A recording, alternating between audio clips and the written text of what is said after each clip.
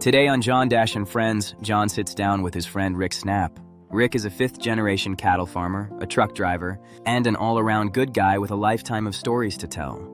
Through the years, Rick has gathered many nuggets of wisdom from a life filled with hard work, faith, and experience.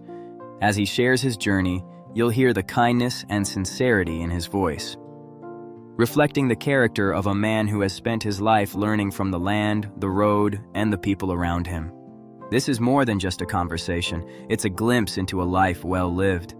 You are watching history, here on John Dash and Friends. Cattle business. Yes, sir. Let's talk about, Rick, about cattle. Let's see. What have you seen change over the years in the cattle business? Well, numbers is the big thing, you know. Seemingly like as I've gotten older and out of school, it takes more cattle to make the same amount of money you made 30 years ago. Okay. You know, you got to have larger numbers. Of course, that's about that way in any business that you're doing today. Right. You know, of course, I was typically dairy most of my life, born and raised in that, and up until last January 27th, we finally hung it up. What is dairy business? Explain it to me.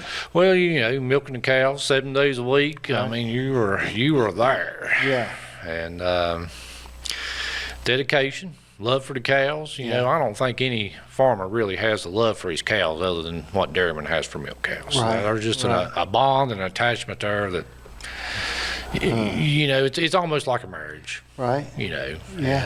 And the dairy business changed. You know, after all of our years, you had to get bigger or get out type situation. And, Right. you know, I fought it. We used to start out of high school milking about 50. Yeah. And at about 2004, that was in 1995 Right. when I graduated. 2004, we got up milking about 250. And it was just tough, you know. You just couldn't keep enough good labor, enough people. And you know, we were running 2 dairies, and I was killing myself. Yeah. Man, that just seemed like a lot. And just the investment at that time to put them all into one was pretty substantial. A lot to do. And I had worked for an auction company a lot of my years, and that was all we done was trade cattle up and down the East Coast in Canada. I've marketed thousands of dairy cattle. Right. And, you know, I got to watching all my buddies back then that was building these facilities.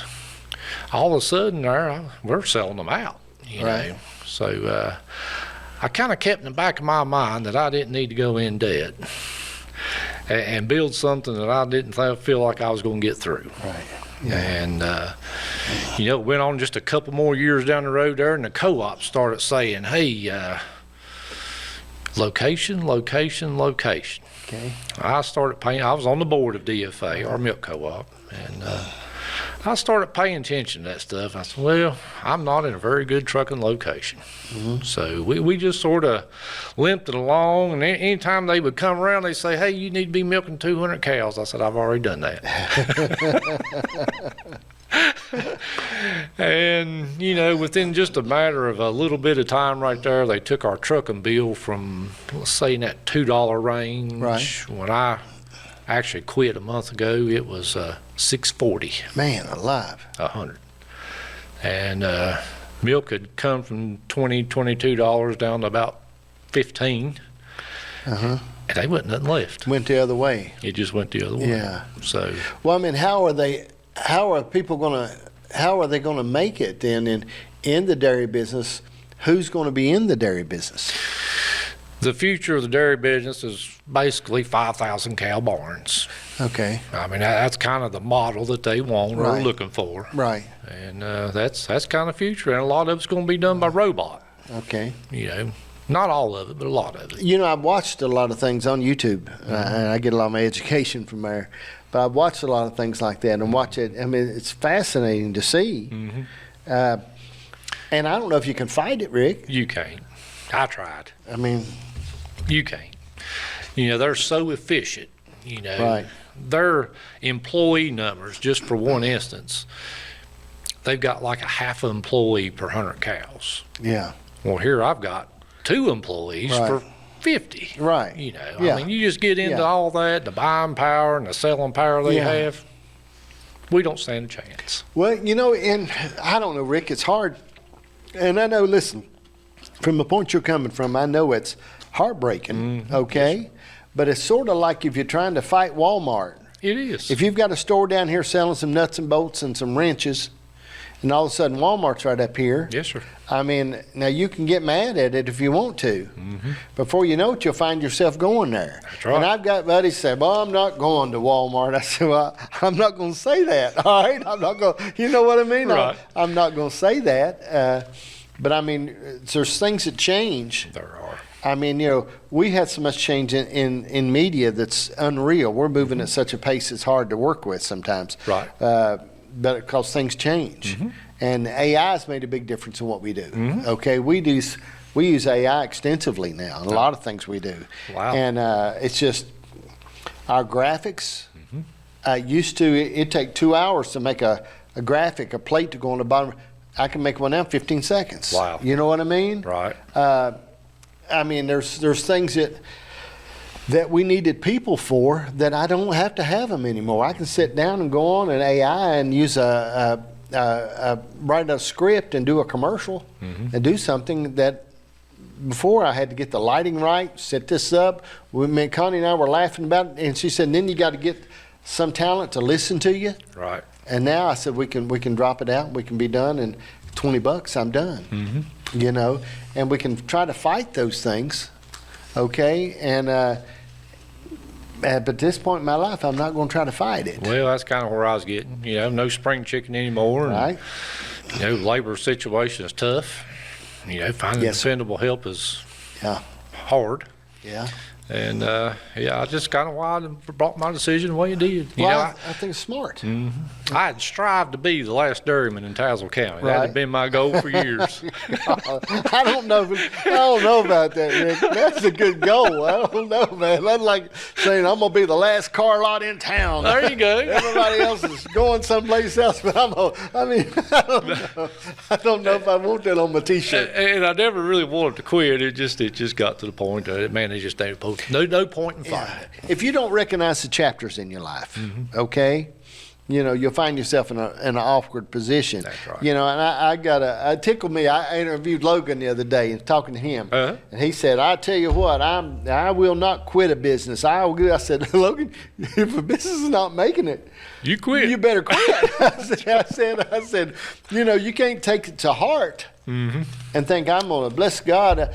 The numbers, when you put them on a piece of paper, you got to add them up, and they're not going to sit there and lie to you. I was going to say, numbers don't normally lie. Yeah, and you can't say, "Oh Lord, I've got faith that 6 is a 4." It's a 6. That's right. So you know, when I look at stuff, I try to think about the numbers and try to think. And so many times, even in business, you know, I've always tried to give something at least a year. Right. If I've got an idea or I got something I'm working on, I say, you know, I'm gonna invest in this for a good year, and I know this is how much money I'm gonna put into it. Right. And I know how much money I lose if I lose. But I'm not going to sit here for the lifetime and say, I'm just going to hold on. I ain't thinking like you're thinking, last one in town. Well, now, you know, that was on my heart. It Right. was generations. I think you said the key word, though, heart. It was. See? It was generations. I was fifth generation Right. that had milk cows in Birch Garden. Right. And that was hard to let go of. All right, man, I can just imagine. And I knew it was coming several years ago. We'd started trucking, started doing other things, Right. just finding ways to survive. Yeah. It'll get better. It'll Yeah. get better, you know.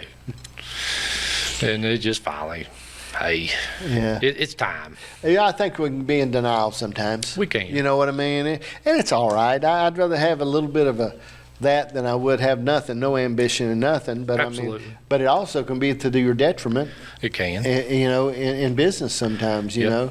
I shared with you, know, we were in business for a while and doing some things for Consol, and you know, and I thought, man, alive after a while, Janice would keep my books, and she's pretty good. She can borrow from Peter to pay Paul. She's Right. always been good about it. But we said, you know, we're one breakdown from being broke. You know, and when you get to looking at stuff sometimes in business, you got to think about it. Well, you know, that was the other thing I noticed working in auction companies so many years. You know, I said I'd sold out a lot of my friends that built these big facilities, and and they lost everything. Yeah. You know, I mean, lost farms, houses, the whole 9 yards. Yeah. And I'm fortunate and thankful I never put myself in that position. Right. So, I mean, we still got a farm to farm. We're going to have one there to farm, Right. and I can pass it on to my kids. Yeah, absolutely, man. So, I admire that. Okay, and I think there's something to be said for that. But I think I just watch it in business, and I watch things like that, and how you got to think about this a little bit. Mm-hmm. We had 8 restaurants, and I didn't know you're supposed to have a business plan. Right. Okay, I had a guy come in and want to buy me out one time. And he said, I need to see your business plan. I said, what is this business plan you speak of? I said, I didn't know we supposed to have no business plan. That's right. And we didn't borrow any money to build them. Right. We built them out of our pocket, Janice and I did. And I was talking to her this morning. We was talking about some things. I said, I think we've been blessed to be able to live off of no more money than we've had. We've lived very good. We live good. Right. And because to me, freedom is success. That's for sure. Okay, I mean freedom, having some freedom. I mean, I'm going tomorrow to Ohio to watch. I'll be up that weekend to watch one of my grandsons play in a state tournament in basketball. To me, that's like being a rich man. That's right. Okay, I mean, how much better off could I be than me and her head up through the toll booths and going up to Ohio? Okay, Right. And I think about that. And at this point in my life, and at one point in my life, I wasn't much like that. We were night and day. Right. And I don't know. I think we missed it a little bit. I mean, we were we'd done a lot of things and still, but still it's a little bit there. We sort of come to a point Right. that I can relate. it's hard. I've been there. And I think one of the biggest things, and I'm not going to let you up on this, is your health, though. You got to be careful of. That's for sure. Okay, and if you don't take care of that, you're going to be good for nothing. That's true. And you'll look up one day, and there'll be something you can't take care of with hard work or positive thinking. Absolutely. And that's, you can't make those health things go away. And if you don't take care of them, the stress, okay, and I spent I used to eat a lot of Rolaids and Tums, and I used to, the stuff, and there's stuff we went through, and I thought, gosh, this is crazy, and it's just crazy. You just don't slow down. You grab that old fast food burger when you go through town and go home, go to bed. That's exactly. Grab that fast food burger when you go out in the mornings. I mean, my wife sometimes she'll fuss at me because I got the garbage in my truck. And I said, well, honey, I've had 3 meals a day in this truck. I'll keep it there. But I mean, I don't know. I think sometimes if we don't take care of ourselves, Rick. That's true. I mean, if you don't do it now, Yeah. at this point in your life at your age, you could change a lot of things as far as your health and stuff like that. You really could. And because there's so much other stuff. One time I was teaching on this. We had a old house beside the church out here on Shake Rag. It's an old house. Well, the town come in and tore it down and cleaned it all up and hauled it out. And I got to looking at that house and thinking that someday there was a time that somebody gave hours and hours of their life for that house to be there, to pay for it and build it. That's true. Take care of it. But it's gone. And we always trade our time for money and our money for stuff, right? That's true. Yeah. That's the way it's life works out. Our time for money and our money for stuff. And it makes you think of how unvaluable that stuff is. Because what I done, Rick, and Janice doesn't like it, okay? But she's not out here, okay? And I've shared this before, in my phone, okay? That's how much longer I got left. I figure if I make it to 80. Okay. Okay? All right. I've got a countdown clock. Okay. All right, so right now, I've got 13 years, 1 month, 11 days, 7 hours, 10 minutes, and 25 seconds. The Bible said, Lord, teach me, Lord, to number my days. Right. Now, I might make it past 80, but them free days, I figure them days is free ones. Okay. But at the rate I've lived and the way I haven't took care of myself, I figure I got 13 years left. So, I mean, you're financing cars for 12 now, houses for 40. Exactly. All right, and I've only got 13 years left. So how I spend this time and how important is that time? How valuable is that time? That's for real. And I can testify to that. I had an accident in 2016, about left this world. I was. What happened? A steer jumped off of a road bank after dark one night, neighbor called. Let me back up. Neighbor called, said, "Hey, you got steers out in the road." And we just had weaned our cows from our calves. Well, I had a 100 cow beef herd at that time. All right. And I told my son, I said, "Hey, you go on up to the cows." I said, "I'll go up to the neighbor's house, make sure they're not in their yard." We just finished milking, 7, 8 o'clock at night. Just walked in the house, took my shoes off, and here's this phone call. And we took off back out the door, and I was on the four-wheeler. Went up to the neighbor's house, wasn't no cattle in the yard, and met the Amish neighbors coming down from church. Said, "Hey, have y'all seen any calves this direction?" They said, "No." Mm-hmm. I turned, went back to the intersection in front of a dairy, looked out the road, and seen my son's tail lights go around the curve. I said, "Well, he's moving on. There shouldn't be no cattle between me and him." Mm-hmm. So I took off flying out the road on the four-wheeler, and we drive cattle up and down this road yearly. And I got out there to a road bank, and a steer jumped off a road bank out in front of me. Man. And they wasn't no stopping. It was either hit a rock wall or go over a rock wall. Yeah. And there was no time to react. Gee. That was on Sunday night on Halloween Eve, and spent 5 days on life support in Bristol. Gee. 21 days in the hospital.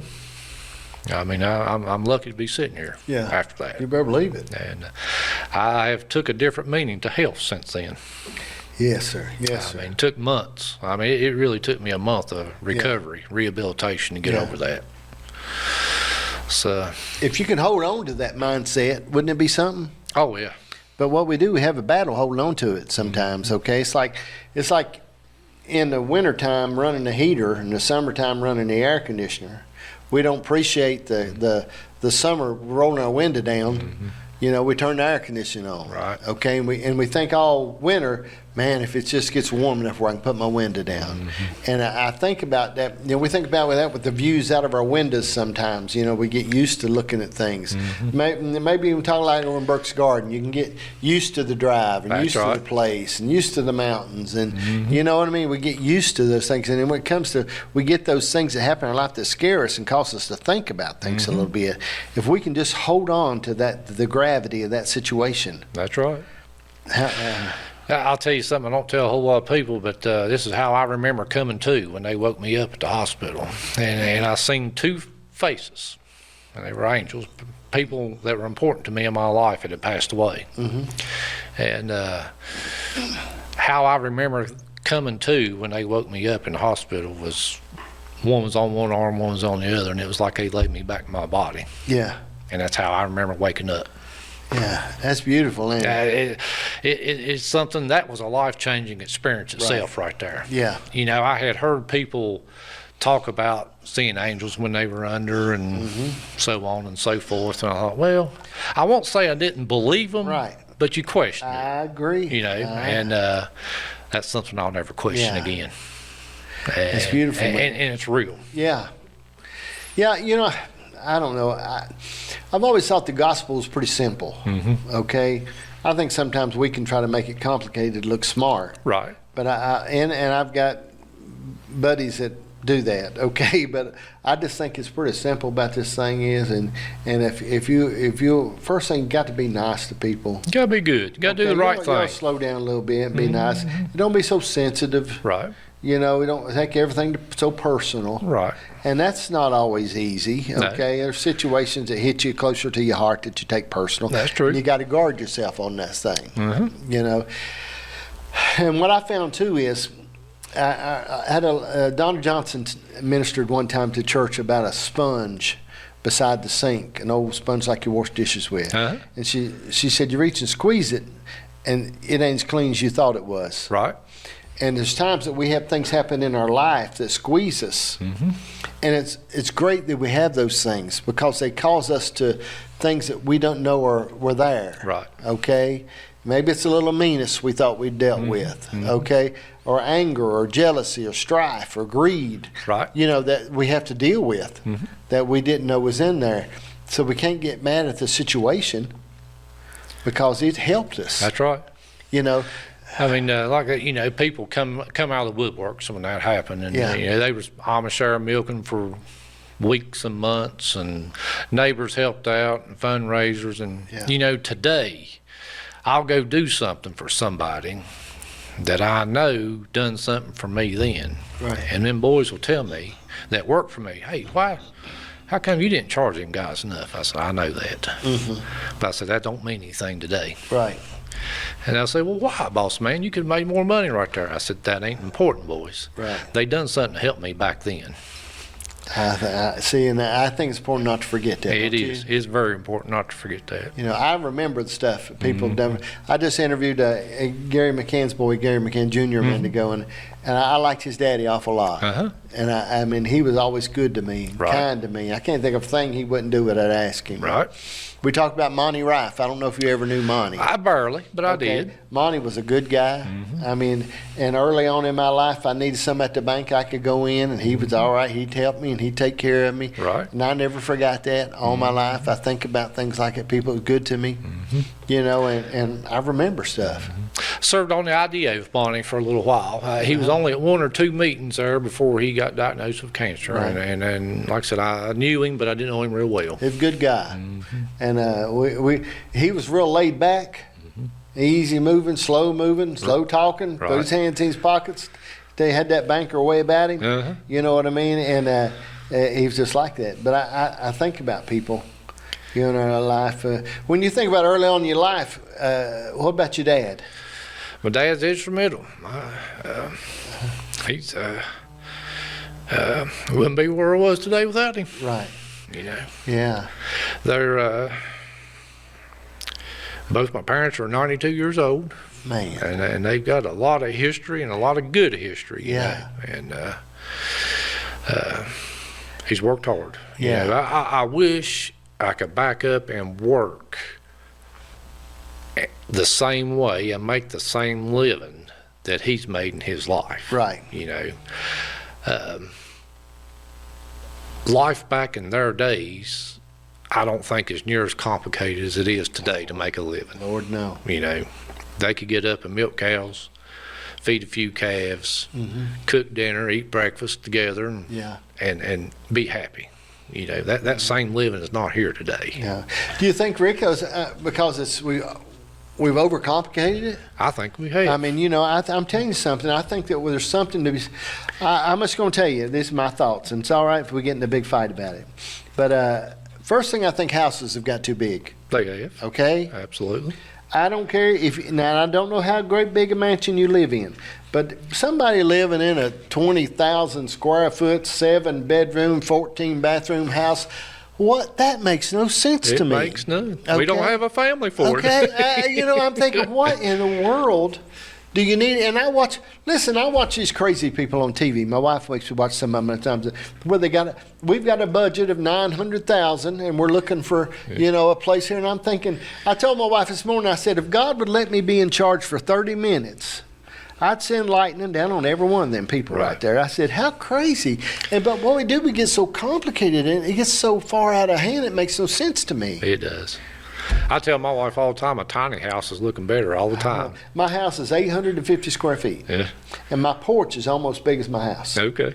Okay, and I spend more time on it than I do inside. I mean, I got a 6-foot porch swing, which is a whole better meal. I had to go to Ohio and have it made. Okay. Because the rest of them are 5 foot and you can't lay down. Okay. Had Amish make it for you? Amish made it for me. 6-foot porch swing. Hauled it all the way back and put it together.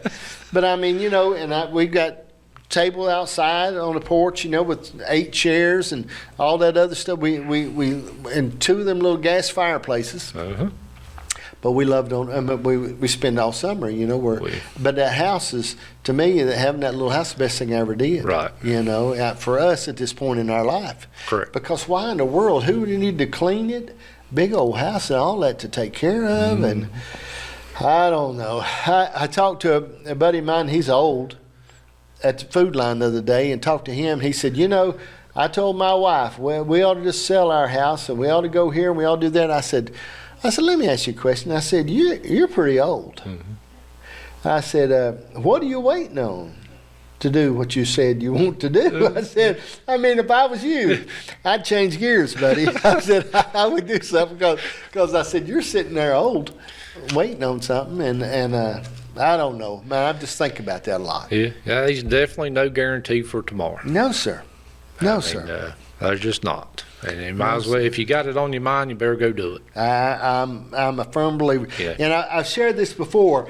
I think what we do too, I shared this, like I said, at 66, I think a little different.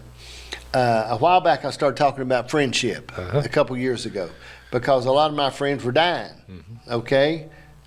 My age, leaving here. I've lost a bunch. Okay. In our class that I graduated with. There ain't enough in my class to shake a stick at, okay, now.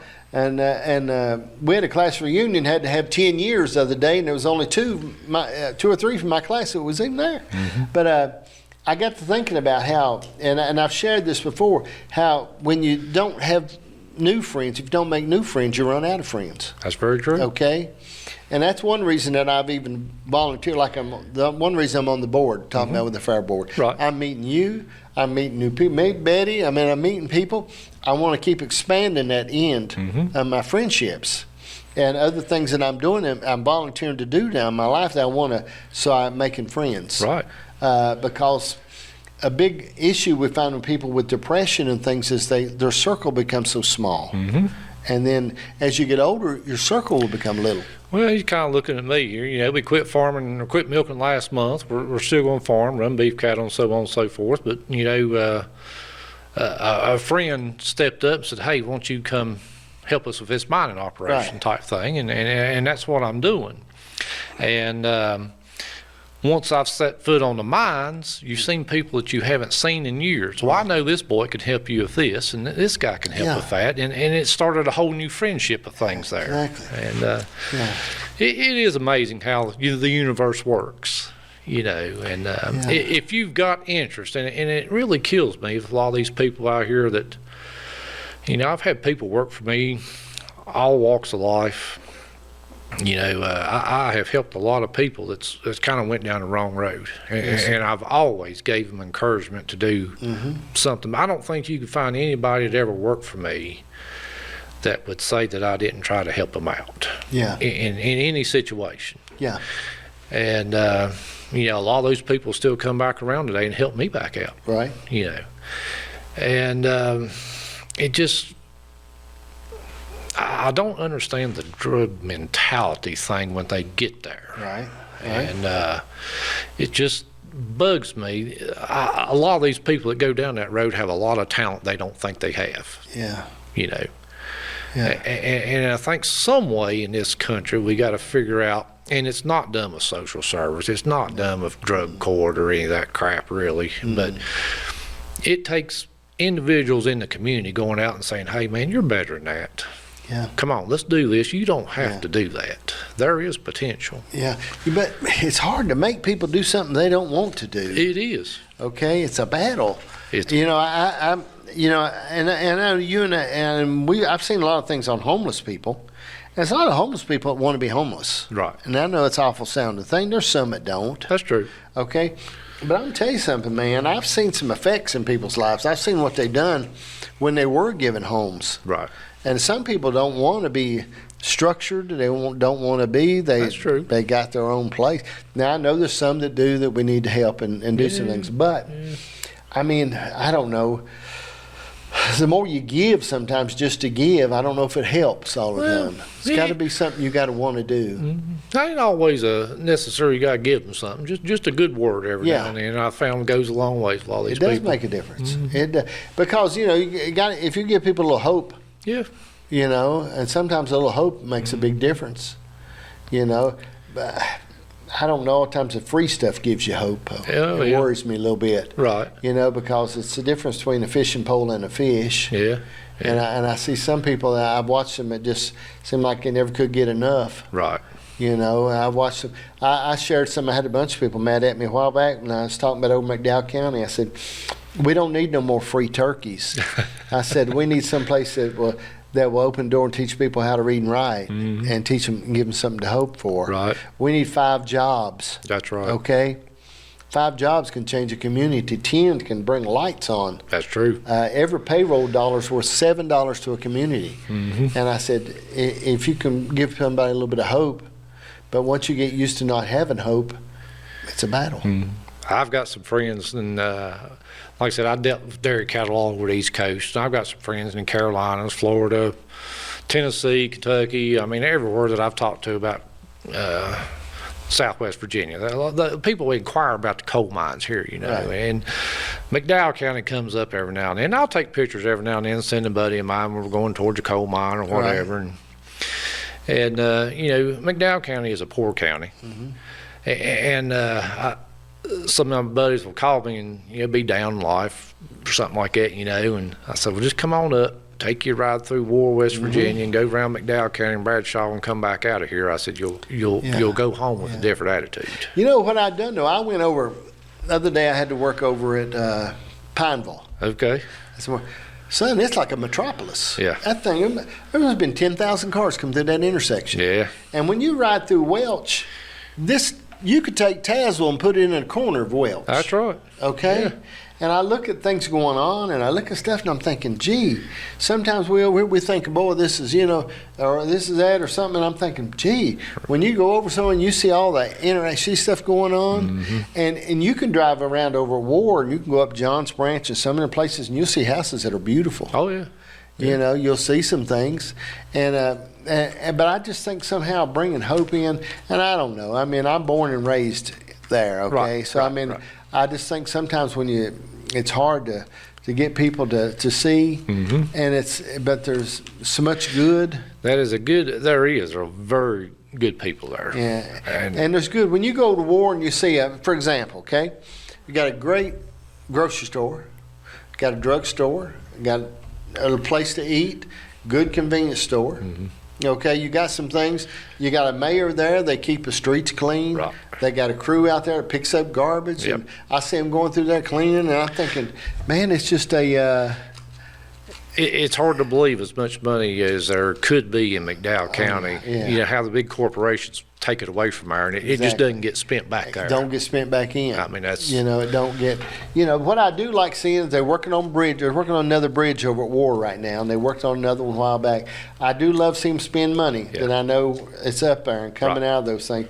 And I'm so embarrassed about Virginia, about the governor we have. Oh, I'm telling you. That this governor, I mean, to me. Taking up for this immigrant that killed this woman. Yeah, I mean, she's the nearest nothing. And then people up north is the very reason we got this nut. exactly. And I wish they would section it off and let them have her. Yeah. Okay? And give us Jim Justice or somebody. I don't care who Right. to give us, okay? Right. Give us somebody. Give us Jim Justice's dog, the little fat There dog you he's go. got. I mean, anybody, because when you got her up there, this liberal nut, Oh, I'm telling you. that is unreal. You know, I've thought about this all day since I seen that on the news this morning, and talking about her not wanting to let ICE take that Yeah, illegal immigrant and deport him. right. And for what that guy done to this woman, he should be. Yeah. But I wonder what she would think if it was somebody in her family that he had done that to. Exactly. Wonder what her thinking would be then. And what she done, she's skating around it because she's making it have to go instead. ICE has that jurisdiction where they can, Right. under this, they can come in with this warrant and do this.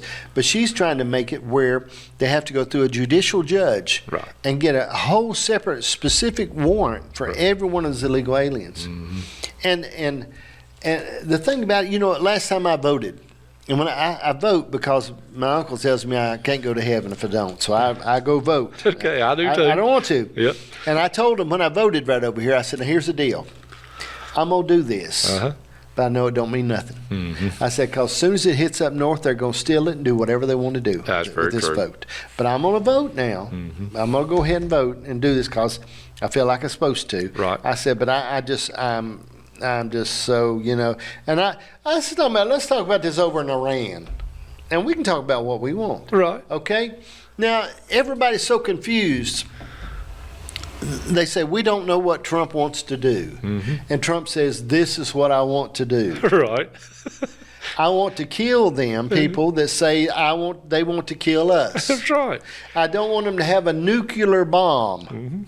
It's really not too confusing. I'm thinking, I mean, I could write that down. I don't have to put that in ChatGPT to figure it out. That's right. He says, we want to he says every time somebody wants to be in charge, it seems like they get killed. I said, I'm so fascinated by these talking heads, Right. ding dongs that say, "Oh, I don't think we just don't know the long range plan." Right. And he says, "Here's the plan." That's right. Because I love Marco Rubio. Right. Okay? Yes, I that do too. rascal's something else. But he used to. I used to didn't think he was very strong, but Trump has woke a giant in him. Okay. He's taught him something. Yeah, he says, "Hold on just a second," And I loved it when he told that one. He said, "This is my press conference, not yours." But I mean, he says, "Here is the plan." Right. Well, what is the plan? Here is the plan. He'll say, and I'm thinking, I don't know, man. I guess I used to think that I told him the only problem I got is, my dad has voted Democrat for the last 3 years. He's passed away. Since he died, I'm sure they've got him voting Democrat. But I mean, that's what I told him the other day. I said, I'm sure now they've got his name down. Right. But I mean, and listen, I don't believe all Democrats are bad. I'm not saying that. By no means, no. But I'm saying them crooked Democrats we got in Washington are rotten. They should have a whole nother party. Okay, they're rotten. They need a whole nother. I'm saying they are, and I'm at 66. I'm pretty much, I can say what I want. That's right. And I'm not saying I'm not down in Democrats, Right. okay? Because some of them just don't know, and that same thing. We got Republicans same way. We do. Okay? I mean, we Yes. got stuff that goes on, but when somebody is like Iran is sitting there and saying death to America, and we have got. They said we have 11 nuclear bombs ready, and we're going to keep adding to it. When Trump heard that, missiles went to flying. That's right. And I'm thinking, I mean, if my neighbor was shouting over the fence, "Death to the Dashes," I mean, I'd have to be shooting back over there every once in a while. And I'm saying, and everybody's so confused by it. I know. I mean, I don't understand it. I don't think there are people that's ever suffered. Yeah. Kind of in business. Some of these boards and different things that I built on. I'm on the IDA and some things here in the county, and there's people gets on these boards that have had a government job all their life. Right. They've never had to struggle. And those people don't make the same decisions as somebody that has worked for themselves and had to struggle. Yeah. There's a difference. It's a totally different language. Yes, it is. Okay. I mean, and they look at things, and in a period of time, I'm on some boards too, some things, and I get so burnt out with pettiness. Yeah. Because I've got one that I'm on away from here, and I'm dealing with some stuff, and I'm thinking, this doesn't make any sense to me. We got other work we need to do. Exactly. And you need to not gag on a gnat and swallow a camel. Let's get some work done and get some things going here and get stuff moving on. But I think to not be petty and not be so sensitive, and every once in a while I think I might get a little sensitive when it comes to some things. I'm a little funny about them, but I mean, it's just, I'm not sure. Janice is with me. I guess, about me being sensitive? Yes. Oh, the only thing you agree with me about my whole life. I do get a little sensitive, but I don't know, man. I just sometimes I think about things and people, and I think we ought to take time to be good to some people. Absolutely. But can't I like to get out of the way? Yeah. I like to just go on and get out of the way. Right. And I like when I was announcing at the fair last year, and you were down at the gate, and things were out of control. Okay. They were out of control. You couldn't do nothing. Right. The motorcycles was running in and out. They were doing a another buyback, and 2 people on a motorcycle came around through, and you just looked at me and threw your hands up there. What else can you do? Man, I got to laughing. I thought, well, sometimes there's things that we can't do anything about. That's right. And there's Some are simple and some are complicated, Oh, when you think back, Rick, on people who've been a big influence in your life, and sort of set you and marked you a little bit, who can you think of? My dad, number one. Okay. He taught me all the work skills and habits I've had. Marcus Gilbert. Marcus has guided me a lot in life. We've worked together. Right. And just he kind of took me under my wing and showed me the auction business at a young age. And Right. I do everything possible to help him. Of course, my mother. Should have been number 2 there, and Marcus number 3. But We can edit that. yeah, we'll edit that, Chase. Of course, my kids. My kids inspire me to be able to work hard and make something, to leave them something. Right. You know, I told him here not too long ago, I said, you kids don't realize it, but I said, everything I get up and do today is really not for me, it's for you all. I said, I'm kind of past days, I've raised you, but I said, I want to leave y'all with something. All right, let me do this for you, okay? And I like it when we disagree. I don't mind it.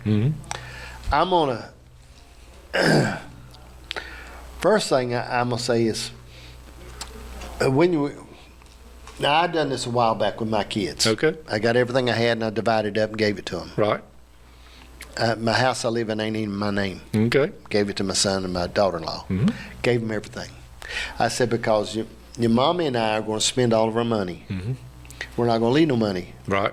We may leave y'all a credit card you'll have to pay off or let it go back. Right. I said, we're not going to do it. Right. The inheritance I'm going to give you is the advice I'm going to give you, the love I'm going to give you, the compassion I'm going to be there for your family and be there with you. Because I think sometimes, I don't know about free stuff for kids. I'm just telling you where I'm at, okay? Right, It's all right. We don't have to see on this thing. I'm all right. Right. I like you, okay? But what happens is sometimes we I don't know, because what they're thinking is, in the back of their mind, most of them are thinking, I wish Dad would enjoy what he's got. Well, yeah. You know what I mean? Yeah. I love him so much, I wish he would enjoy what he's got. And don't worry about me after he's dead and gone. Right. I want him to enjoy his life and take care of his health, right? Well, I enjoy my life. I know, but I mean, I want, you know what I mean is, the thing about it is I wonder sometimes, but now, and I know you're a farmer mentality. You're that legacy mentality. Right. Okay, and I got you, buddy. I'm with you. I admire that. Right. And respect it. I look at stuff, now my dad, he always, he wanted to, my dad bought property and all kinds of things. I always wanted to leave it. And I'm thinking, I don't want no property. You know what I mean? Right. I mean, I don't want to have to take care of that and do that. I want you to enjoy that and do that. You know what I mean? And I think sometimes if we're not careful, my opinion, and I understand your point of view, and I admire that. Right. But I bet you in the back of their minds, they're thinking, I want Dad and Mom to enjoy what they got. What do you think? I'm sure they are to an extent. Right. Yeah. It's the legacy thing, the land and stuff that I want to pass on. But farming guys, though, and land guys think like that. They do. Okay, like that Yellowstone mentality. There you Okay? I mean, I understand it. I understand it You're right. sometimes. And I guess I've seen so much stuff squandered. Yeah, and I have too. Okay? I mean, I have seen it. And I got a buddy. And he's a wealthy friend of mine. Okay, worked hard. No money gave to him down there. He's worked hard. Good businessman. Okay, and he loves cars. He's got cars that you wouldn't believe. And because he's a body man and rebuilds these cars. He bought a '59 Cadillac the other day, and I mean he's just got him on elevators. Okay. He is a sharp cat. Right. And one of my best friends. I love him. And I always kid him. I said, now, when you drop dead, I'm going to buy stuff for pennies on the dollar. Okay? I don't care. He'll just talk about it. We go at it all the time. But I said, but he said, I'm enjoying my money, spending it how I want to. I said, well, now, see, I like hearing you say that. Right.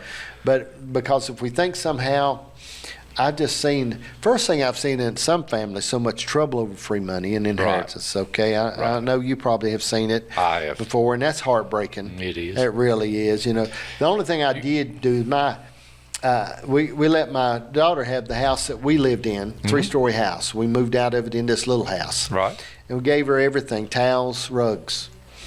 But I had a big wooden Indian, about 7 foot tall, and she won't let me have it.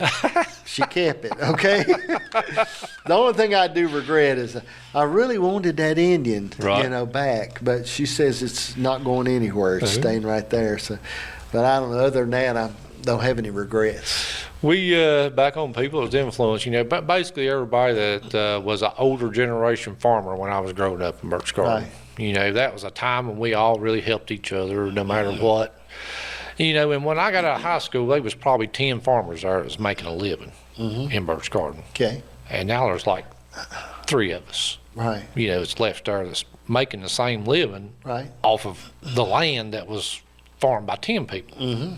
So that's been a big change in agriculture. I worked for an auction company. I worked for 2. I worked for Marcus and Stanley King. Stanley King taught me a lot. Okay. I learned a lot from that man, Marcus. And I worked for an auction company out of South Carolina, Walnut Grove Auction. Okay. And all we done was basically sell out dairies for the most part along the East Coast. So what do you mean, you sold cattle that way? How did it work? You bought and sold cattle? We bought and sold cattle. We'd set up auctions at some of these big dairies and have an auction and sell the equipment. Usually we'd sell cattle one day and equipment the next type situation. But he was right next to Stanley King.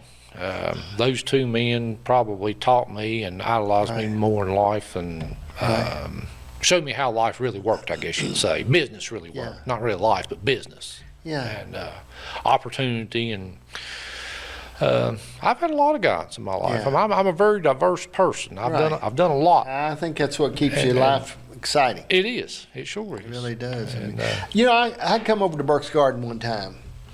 I don't know, there was some people over there. We called them the sheep people. Okay. Okay. They come from New York. And if I remember correctly, there was chain link fence around their place. Okay. Okay. The guy with them was the actual guy that done the Gillette commercial. All right. They drove a little Land Cruiser. This guy did anyway. They come from New York to Burke's Garden. Okay. And I can't remember what all they had, a nonprofit and some things, and they wanted to do some business with me. Okay. Because with another nonprofit and some things I had. Right. They invited Janice and I over there to have dinner with them. And they were sort of clannish, but because they were Northerners. Right. Okay, if I remember correctly, there was a chain link fence higher around their place they had, but we called them the sheep people anyway. And so they invited Janice and I over to have dinner with them. So we went over, and Janice don't like to go. She's not a real people person, but my wife, she went with me. But anyway, so we had dinner with them and everything. So it had to be the trip to Birch Garden. Yeah, so we're down there, and we go down there and sit down in their big study. So they're giving me their spiel about wanting to do some business with me and do some things and some nonprofit and raise some money. And I said, I'd just like to know something. Why are y'all here? I mean, it's a long ways from New York to Burke's Garden. That's for sure. He went over and pulled a big map down. One of them like you got in school. Okay. And on every map, he had every nuclear power plant marked. And he come all the way to Burke's Garden. He said, here's the safest place in the United States. Yeah, I've heard that before. He said, that's why we're here. Okay. Yeah. I've heard that before. He told me that. He drew the map, pulled the map down on the wall, and went over it all with I'd like to think the name of the people they were. I should know them, but I just can't think of their name right I off. probably got something somewhere on them. But they was really nice to us and good to us. And they ended up coming up here on the 4-lane. There was a little place up there as you go toward Bluefield. It was a blue building on the right-hand side of the road. They had rented it and were building some little prefab houses in it. Yeah, I think I remember that situation. They were building some prefab houses in it. They had a little bit of a hustle way about them. It sort of spooked me. Right. And I was a little bit leery. Yep. And a little bit leery. They really was nice to me. And I seen them after that. But the guy that was with them, he was actually the guy that done the Gillette commercial on TV. Okay. And he was a cool cat. I just wish I could remember that name. I remember what you're talking about. Yeah. I do, but I just can't remember the names. They were nice people. Yeah. And Joe White, he's not the mayor at Burke's Garden, is he? Joe White? Not yet. They all talked about Jim Harmon being the mayor and who was going to replace him and everything. Yeah. Somebody asked me about it the other day. I said, well, I said, I kind of hate to say it, but if you ain't got a beard and a straw hat, You're- you're out of the running for a mayor over there now. Joe might be able to be the sheriff. There you go. There you go. I think he'd probably make the sheriff pretty good. He'd be pretty good about being the sheriff. Absolutely. Yeah, and buddy, I tell you what now.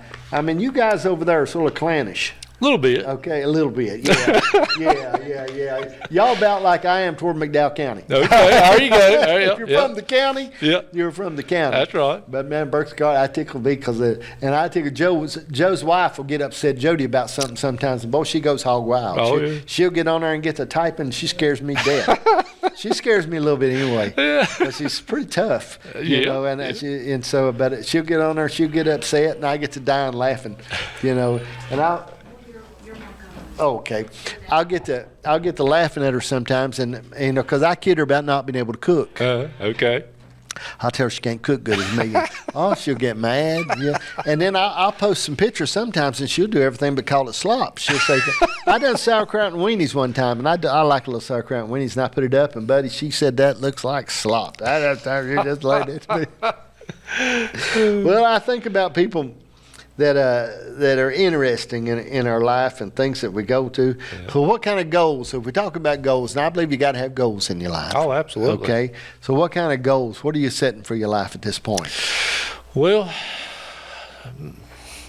one, something we've already talked about is just being good to people, you know, and finishing out life, living life as long as I can. Yeah. Without killing myself. Yeah. You know, probably don't get in church every single Sunday like a man should, but that don't mean I don't believe in the good Lord. Right. So probably ought to go to church a little bit more. Mm-hmm. Yeah. You know, just finish out life, leave a good legacy, leave a good name. Right. And help as many people as I can help. You know, to me, and I pastored for 20 years, but going to church, you know, it'll help you when you don't know it helps you. I've tried to tell people, I said, if you'll just go, you'll just go. I said, to go and sit down and just listen. Right. Eat you a piece of candy if the preacher gets too long, and sit there and listen. I said, and go on. And, you know, I kid him at church. We've been going out here. We try to visit around because I pastored for so long in one place I like to visit. Anyway, been going out here at Riverside Community, and I told him, I said, now, I'm going to give my offering today, but I put a little note on there what I'd like the preacher to preach on and not preach on. I don't want him stepping on my toes today. I said, I'm not going to give anything next week. I said, listen, he needs to be a little careful because he's getting a little close to some of my faults and failures. I don't want to be in there getting me on nosy. But I think about people that impress us, and all right, do this. If you're at this point in your life and you've come through some wisdom and some things, what kind of advice could you give a young man today that's looking to do things or starting his life out? No, I'm not talking. Just what kind of advice you give something you picked up on? Well, pick some older people that's lived through tough times, you know, that have had suffered, and people that have succeeded, and sort through what they've done. Just don't jump to conclusions, and don't give up too quick. Good. You know, the younger people here, they get into something and they seem like it don't work, and they just throw up their hands and quit. Yeah. You know, if you push hard enough, you can get through it and make it work. Yeah. You know, stay off the drugs. Yeah. You know, I mean, that's just a big thing. You know, I've watched so many people and have had family members that just ruined their lives on it. Yeah. And when we were in school growing up, these same people were just as talented as I could do. We could work step for step, or farm step for step, or truck step for, you know. Right. And I just went down the wrong road. And somehow I wish we could teach these people just don't go down that long road, you know. Yeah. I think gifted people, I think there's people that are gifted people, and gifted people have to be managed. Yeah. Okay. Yeah, that's why there's doctors that are gifted about how to work on people's body that end up going broke. There's great musicians that end up broke or on drugs. Right. but they're gifted. They are. And gifted people have to find people that can manage them and help them. Mm-hmm. You know, and there's business people that have to have, you know, they have to have people that sometimes to manage and help them, people in their life. Absolutely. You know, we've used the term as life coaches. Mm-hmm. That's right. There's people that need life coaches in their life, people they can look up to. And we've had them in our life, and we didn't know who they were. They were people we just looked up to. Yeah. Yeah. But, I mean, to have people that can talk to them and give them a little check and balance Right. in their life and say, hold on just a second now, honey. You know, let's take a look at this. That's right. And, you know, I would rather save money than make money. Absolutely. I'm real big on that, okay? I mean, I look at things, and I read a story about a man that lived 30 years off $130,000. And the biggest thing I grew from that is he said, concentrate more on what goes out than what comes in. That's right. Most people just try to make more and get more, get more. Yep. And then they just... And I was kind of doing that in the dairy business. Right. You know, it wasn't making any money, and I found other ways to heal it. Right. But technically, you know, and I've told several people this. I said, it would be probably unreal how successful a trucking company I would have today if I hadn't spent it all supplementing a dairy that was not Right. profitable, Yeah. you say. But Yeah. But your heart was in that. Yep. And anytime your heart's in business, you know, it's a hard thing, It okay? is. I mean, it really is. It's not a, you know, I'm not a quitter. no, I'm not either. I'm not a quitter now. Now, I'm not that good. I really don't believe I'm that good at anything. Right. But I'm all around. Right. I can, I can do electrical work Yeah. on about anything. You know how you are. You're raised, you can do it. Or I can plumb or do electrical. Or I can do carpentry. I can do anything like that. I can do it. Now, sometimes I miss some things. And I say, golly, I just, you know what I mean? And Right. I have to stop and think about it and study on it a little bit and say, hold on just a second. And the same thing is not being a quitter. Right. If you'll just continue, I tell Janice that about being married to me. I said, I'm not that good a husband, but I'm not a quitter. I said, you know, I'm not leaving. All right? Right. You can set my clothes on the porch. I'm crawling back in the window. Yeah. I'm not out of here. You're going to forget that. You know, I'm not going to do it. But I mean, I think that if we can instill that into people, Yeah.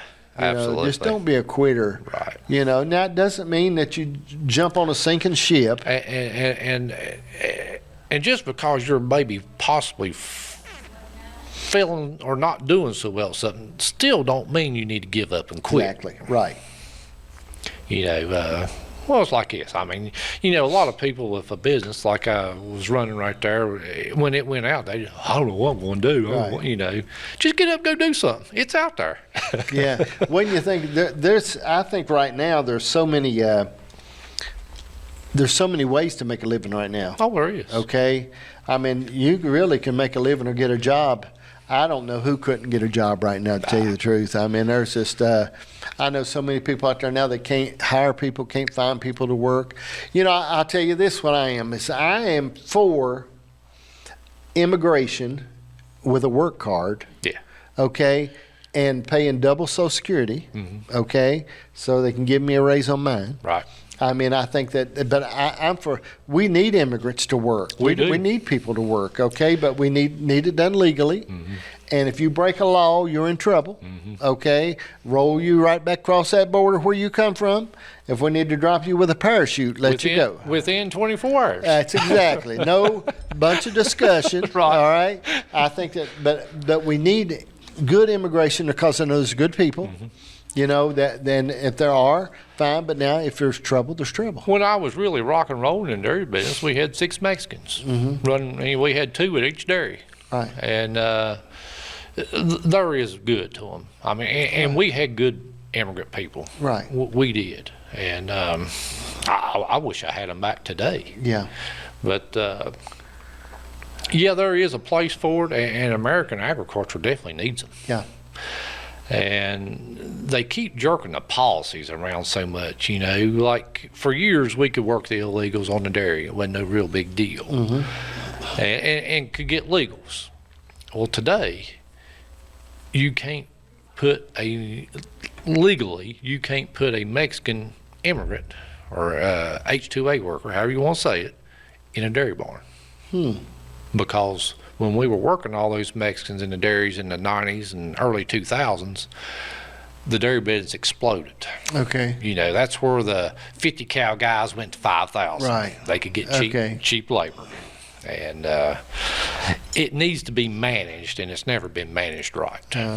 You know, and I don't know if it's just so many nuts in the middle of it all. I don't know. I think about it. I don't know. And it should be something simple. Yeah. That they can say, here we can go. You can come in here. It should be something you can put on a sheet of paper.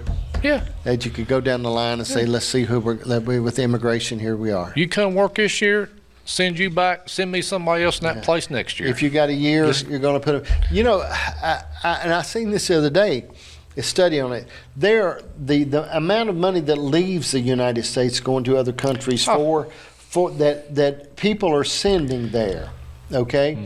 It showed is like in Africa, it's like 19% of their GDP is money coming from United States. That people sending money back home to different people. You know, and that's right. And I've preached that same thing right here in this county. I've preached it till I was blue in the face on this IDA board. There's a statistic, I might be off on what I'm going to say just a little bit, but probably about 75% of the cattle that's owned in this county are not from people in this county. Right. And those people, when that money leaves this county, when them cattle leave in the fall of the year, the money goes with them. It don't stay here. Yeah. And I have tried to figure out a way to get the county, the state, or some way to put money or funds together to support young people here or people that are still here and stop all this money from leaving Tazewell County. Yeah. And well, you know, a payroll dollar, like I shared with you, a payroll dollar is worth $7 to a community. That's right. Now, those other dollars that are not, that leaves here automatically, it leaves, you know, that rolls out and goes. I mean, that money that Food Line is paying those employees generates the community and around them. Absolutely. The actual profit that goes back to Food Line doesn't. Right. But those dollars are worth so much, those payroll dollars are. And I think about that, and people, you know, now Tazewell, you know, Tazewell's always sort of like this. It's never like this and never like this. Right. Okay. And I've had people in the past that disagreed with me on this. I said, now, like when Grundy started getting the pharmacy and the law school and all, how great we wish Tazewell. I said, yeah, I don't know about that. Well, there's a lot that comes with that. I mean, I had an office that we rented down there. It went from $800 to $2,500. Right. Because they wanted to put an apartment in it. Right. Okay. I mean, there's stuff that went through the roof. Not to mention the crime that comes with it. I mean, you know, there's stuff that comes with all that, and I think I don't mind going to visit in some of these places that are so prosperous you're talking about. Right. But man, I sure like the safety of where I am. That's true. I'm just telling you, you know, where I am, and I said sometimes I think that, you know, and you know, it just. I don't know, you know. I mean, I think about that a lot, and I it's a different type of community that we live in. It is. Okay, it is different. It is different. You know, up in Ohio, there's a little town up there called Kidron, and where Morgan lived at, and the crime rate was -1%. Wow. Okay. It's a lot of Amish and stuff in the area. Okay. But That's what I was getting ready to say. But you know, one of the biggest reasons, they would not allow a convenience store in that community. Wow. They said no, because it brings trouble. They wouldn't allow a convenience store. They would never allow a convenience store in the whole town. They wouldn't allow no convenience stores. Wow. But I mean, you know, it's that's just the way it was. It was -1% was the crime rate. So you're thinking about, I don't know. Wonder how many of them people got to go to Walmart. I'm glad that she moved out of she moved now to Mount Vernon, which I can see Buffalo Wild Wings from the window of her house. Okay, and Kroger's is directly out the front door, less than a block over. So I mean, you know, I'll take a little crime if I can go to Kroger's. 5% might be livable, huh? Well, you got to allow for a little bit, all right? I mean, a little bit of crime, you sort of got to. I don't know. You just got to take the good with the bad. Oh, well, Rick, I'm excited to be on the fair board with you. Oh, yeah, it's been... Till we both get kicked off someday, we'll have fun. There we go, that's right. I like being able to help and do some stuff. I love it. You know, and I enjoyed doing along. And it's important to me to get back to the community. it is, and if we can do that and make a little difference in it, that's a big thing. This fair is bigger than what a lot of people know. Well, you know, it's the oldest running fair in the state of Virginia. Yeah. It's historic. Yeah. And it needs to be ran in a historic way. Yeah. You know? Yeah. And I think there's a lot of potential for it. I do too. I really believe. See, I want to try to find me somebody that we can trade out with that does pressure washing. Oh, yeah. We need to find somebody to straight out some advertising. I got to think about that. When I was out the other day taking took all them speakers down. Right. And I said, man, if we could trade out and get somebody to pressure wash. Yeah. Yeah. And I believe we can. I think Adam's up here. He might do it. But I'm going to talk to some people around. Yeah. Our old buddy Hank out there. Old Hank does some pressure washing. Hank can do it. If we do that and do a little, and let them advertise. Yeah. And if we could do that. And I tell you what else too is, we'll talk about some of this stuff later. Don't interest some people, but me and you, we can do what we want. There we go. Okay. And these reserved seats, Yeah. we need to order numbers, stickers. Oh, absolutely. Yeah. Yeah. And then we need to measure the seats because people get in fist fights. That's true. Yeah. Okay, because they ain't got no reserved seat. But if you've got a ticket that says 43, 169, I think it'll make a big difference. I think it'll help you. Yeah. And, I'm going to try to, I got that in my notes to bring up, okay? I said either we'll have to write on them seats with a magic marker or we get stickers and put on there. And so people will know that's where their seat is. Absolutely. But I'm looking forward to it. It's very interesting to be part of. It is. And I'm liking it. I'm meeting new people all the time. And Logan was doing a blast. He's as wild as a banshee. He's the funniest guy. He's so funny. He went to school with my son, and the boys will help me. I've enjoyed Logan. Yeah. I really do. Yes, sir. My cousin drove him on the school bus. Okay. Dwayne. All right. Okay, and he gets telling me stories, and I start dying laughing about Logan. There's several I got to talk to Logan about. Okay, I got to talk to him about, because Logan had to sit up front. Okay. He wasn't allowed to sit no farther than the front seat for several reasons. But Dwayne, I told him who I was talking to, and he said, I know who he is.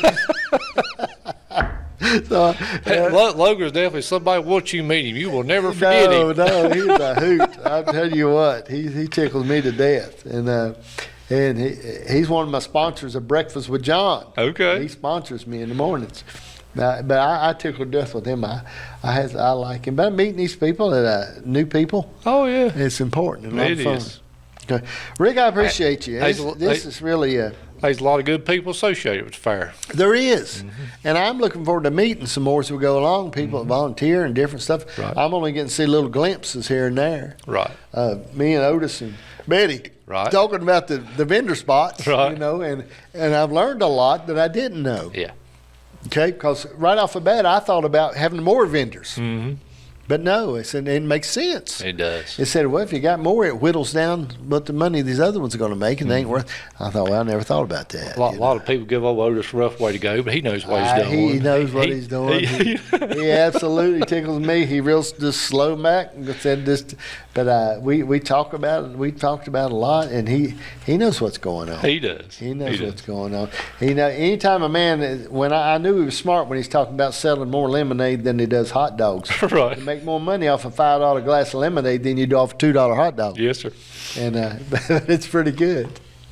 Well, brother, I sure do appreciate you. I thank you for coming in on short notice and getting with me. It's just I want us to sit down, and we'll think of some other stuff we'll talk about later, but I think it's going to be a good time. We had a broad range today.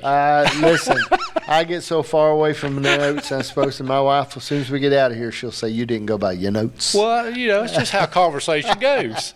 Hey, thank you, buddy. Thank you. I appreciate you. Enjoyed it. It's our hope that you enjoyed John Dash and Friends today.